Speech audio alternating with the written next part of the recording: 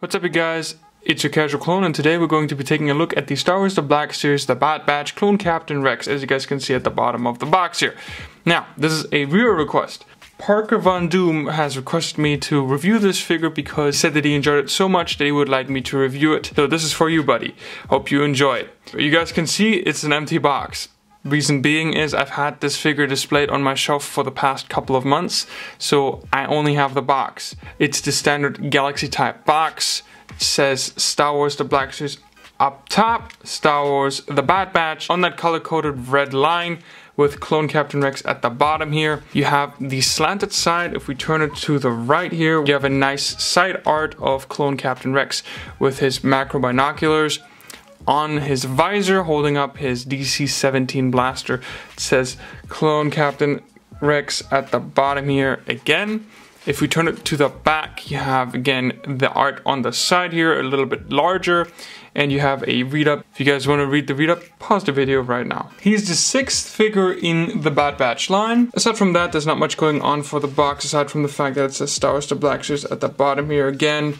You have the line continuing all the way through, you have the window up top here, and of course the barcode at the bottom, but that's not really something that I care about. Now, let's take him out of the box and take a closer look at the Bad Batch Rex. Out of the box. And here he is out of the box, and he's looking really great. For people that never managed to pick up the original release of Rex, or the later on release in the red box or in the red line series, he's definitely a really nice figure to have. And he is also my only Rex. I missed out on the original release, which I'm really sad about because I love Captain Rex. He's probably the most sought or the most popular clone in the entirety of Star Wars. So yeah, and here he is in the pose. I did not change the pose. This is the exact pose that I've had him displayed on my shelf for the entirety that I've owned this figure for. Let's take him off the rotating turntable, take a closer look at his accessories, and then we're going to be taking a closer look at the Bad Batch Rex. Now for his accessories, he does not come with much. He comes with basically everything that you saw on him when we displayed him earlier. So he technically comes with 3 accessories if you count his helmet, even though he does already wear the helmet in the box when you have him. He comes with 2 DC-17 blaster pistols, and he comes with this iconic helmet. Apparently people don't like the weld lines and how they look and the fact that they're blue instead of a copper type color, but personally it doesn't really bother me too much. But the helmet looks really good. There's some nice weathering on it as well. It has some nice sort of mud or dirt sort of effects on the front here. There's not much going on for the back. There's no color there whatsoever. I mean, there is no paint detail necessary, really. He does have articulation for the rangefinder. His rangefinder does go all the way down, all the way around basically, and his macro binoculars also do cover his visor, in fact, even though they do pop up a little bit, but it's not that big of a deal. So that is also articulated here. Now it comes with DC-17 blasters as well. They're just cast in a black plastic, so there's nothing else really to say. It's just a black plastic, not much going on, but I do appreciate the detail even though we've had this gun so many times. Taking a closer look at Rex here without the helmet on this time, he's looking really good. I do believe that the head is just a straight reuse from the original releases of Rex, just with a different paint job, because now we have the photoreal tech. It has that shine to it that apparently bothers a lot of people. I never really cared about it myself. I think it definitely looks better than the previous versions that we got off of him. I do enjoy his hair, even though I wish there was some sort of slight wash to it, which unfortunately there is not. You have his nice parka slash cape, whatever you might want to call it, with those really nice lines. It seems like he has some sort of weathering as well, which I think is supposed to symbolize or represent some sort of dirt. You have some patchwork right here. You have his hood, which is sewn onto the actual parka itself. You cannot remove this. Then of course you have his skirt piece, which is made from a flexible, softer goods material, which is really nice to have. Of course, you have his little gun holsters here, iconic to Rex just as much. You have some of that nice new sort of dirt representation detail. I'm not sure what you might want to call it. You have this really nice dirt detail here, weathered look. I think it works. The plastic is more of a cream color. It's not a bright white like a regular clone. Now, if you wish, you can take off the parka to reveal more of the figure. So let's do that right now. Let's try to take it off. So I think what you have to do is you have to put his arms up like this, so you can get him through, you can get the holes of the parka off of his chest here. The fabric can be a little bit thin, so be careful not to rip it at the seams. And then you can just pull it off of Rex here, and it should be pretty easy. And there he is, there you go. So let's take a closer look at Rex now. And here he is without his parka on, and you guys can already see that he does not have a complete pauldron underneath it.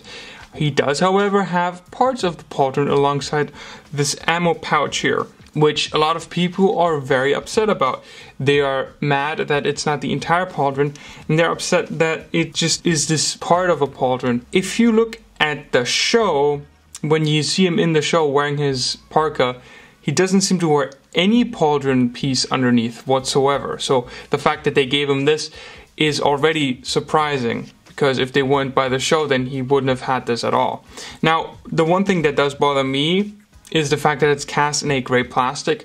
I much rather would have preferred it to be a black plastic, but it's not, which isn't a big deal because, again, I do display him with the parka on because I do display him as the Bad Batch Rex. I do enjoy the fact that they have those weld lines here, regardless of the fact that it's not covered up, and also the dirt detail is on here despite the fact that he is mostly wearing the parka, which covers his entire torso. There's some nice weathering throughout the figure. There's nothing on the back, which is a bit unfortunate because it kind of ruins the immersion a little bit. He's weathered in the front but not at all in the back, which is okay though, because again, he's wearing his parka and it's not as visible. You can see his nice skirt piece here again. Now he is using the old clone mold. He's using the original Rex mold, which is awesome because he has a wider range of movement than the 501st clone. So I definitely appreciate this a whole lot more. Now for articulation, he does have a ball jointed hinge, which allows him to look up very far with his helmet off. He looks that far down. Now Mr. Doom here, the one who requested this video, did point out that his helmet does not fit on his head very well, which is true, because it seems like the pauldron piece is seemingly keeping the helmet from going all the way down onto his head, because this is as far as it goes down, guys. This has nothing to do with me not putting it on right. It doesn't go down any further because it's hitting the pauldron piece, which sucks. This is also the very first time that I have the parka removed, so I didn't know that it was gonna look this way. That's quite unfortunate. Damn, that's a bummer. With the helmet on, he can look up that far down, which is really good considering that he is armored. He doesn't really have any tilt, which is unfortunate. Of course, he has full side to side. His arms go all the way around through 60. Now with this mold, his shoulder pads actually go inside of the armor, which allow him to go up that far, which is significantly better than the Archive 501st clone. He does have a double jointed elbow, which allow him to go up slightly past 90. He does have a dumbbell joint inside of the torso, I believe, which allow him to have some good range of hula hoop action. He goes that far forward, which is unfortunately hindered by the belt piece here, so basically none at all. Back a little bit, but again, you can barely notice it. He does have a side-to-side hinge on his left hand and a up and down hinge on his right hand. His upper thigh swivel, which is nicely hidden by the thigh armor. If you twist it a little bit and then kick forward, he can kick that far up, which is slightly past 90. Does go that far out, that far back. He does have a double jointed knee, which allows him to kick also slightly past 90, which is really nice. His feet don't go down much more than this, unfortunately. They go up that far, and he does have a forward facing pin for rocker. For comparison, here he is next to the Archive Series 501st Trooper, and you can immediately tell that this plastic is a lot brighter than this plastic. You have the eggshell type white plastic compared to the ice type white plastic, or the frost white plastic, or whatever you want to call it. So there they are. And here he is next to my custom hard case action figure that I made using the new clone body mold, which I think works really well together despite the fact that they're two different clone body molds. And here he is next to my custom ARC Trooper Dedge, using the Fordo body mold as a base, but again based off of the new Phase 2/Phase 1, but again using the new clone body mold. So what are my thoughts on this figure? I think he's definitely one of the greater figures compared to the other reviews that I've done. For those people that never got the chance to pick up the original releases of Rex, he's the best option you have, and he's probably going to be the only option you can still get for a reasonable price. He's a great addition to my collection. I'm happy that I finally own a Rex, even if it is the Bad Batch Rex that is being hated on by a lot of people that I've seen. I think he's worth the money. He poses really great compared to the Archive 501st. In my opinion, he's so much better, he's so much more superior.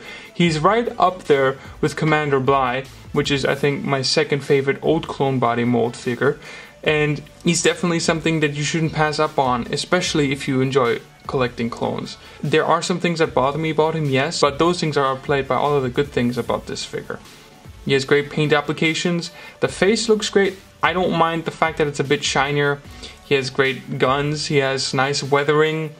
The parka is definitely nice, even though the hood really doesn't play along very well. And I hope that you guys see it the same way I do.